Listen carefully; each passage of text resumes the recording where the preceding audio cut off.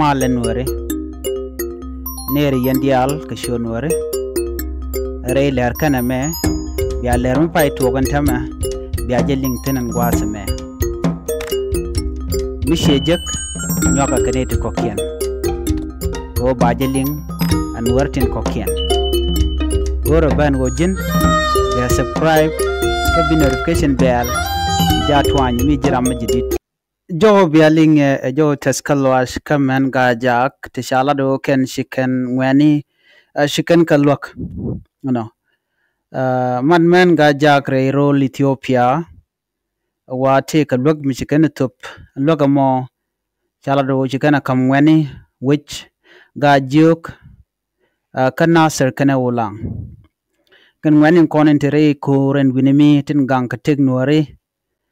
ko shijang binak shala do chikan wak chikan tup namo taslo aj medida longwe kaka kamandana chikan lat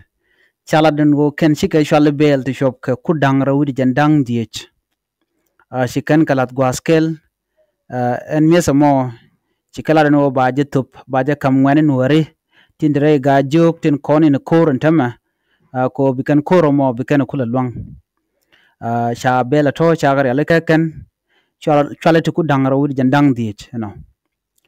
chawra jeme chajalat ken bele ti share alaka ti wa ba kan nang na kanyang gwad dan to korte tin ko ulang ka do bdana chalat ke je kwala larano tazlo ay waka men ga jakran konte chiti ti ken gadul ka man dana shikana char ka queen ware murai kon katin kon lat kore win wari intamashit ka koron togre wishin winami ka great apnal state kejen gwaseme ngwen wari lon kan kor joy kan jang mi ban kan ka jo che me nga yen wo shikare nyal shikana bok ke jikana tim ka shikan kajen kor tiya ka pai bena shikan torbiyel shop karo no ka mechu ngwan long shikan ga kep ka jang ka chiga jang yikan ga joj kor chala do jatin an wala shalong dongda kula ka gwas mo dongda kan nyokolo tin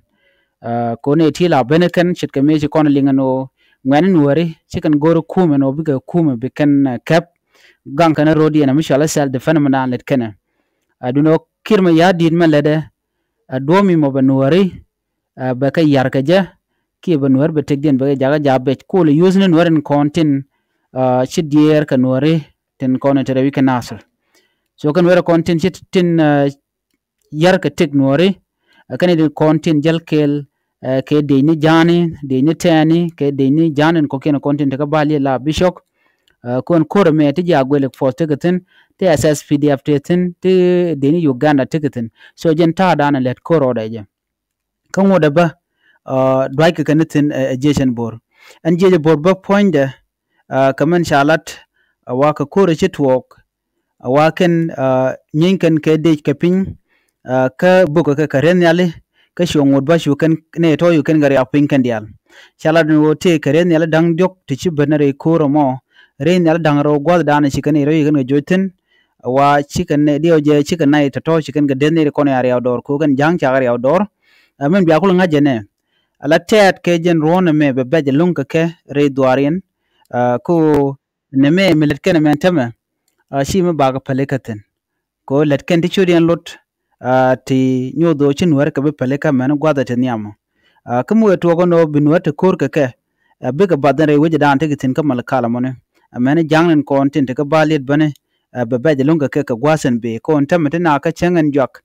metelo binara palekaten ko dor mu choro nyong na ka tungwan la tele pelka ka gwasen be so ko kuje mo ngene nuare ka bum ka ta dan tikitin ka lat gwa dan let kana ko bi ko nuare bi kan ka gang men gwalung ka ngene nuare shikana wo ko lora bang shirga mala larga no bna we wa dor mi waje kep waje mak no agenda na ku nuare ku kot kele la gang je ko ken la kana gang ne riek mi chibin ka bi kan kula nyinga ka alo jen ndan gor ko nyala ban wo jin mi chaji makaran brodo gang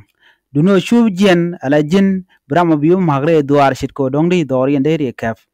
shejen but jang den ko ne anong chirme shaling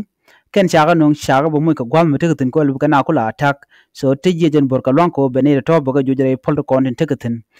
chene to chaga jo chirme nga yen no re which kama yom county ka United State gwada shi ko yo tok tana konin tin pai we me shi ngane nu hare shi ken man chala bim nom shi ken jo ken dial men jo dial o ken wa cha ka we mak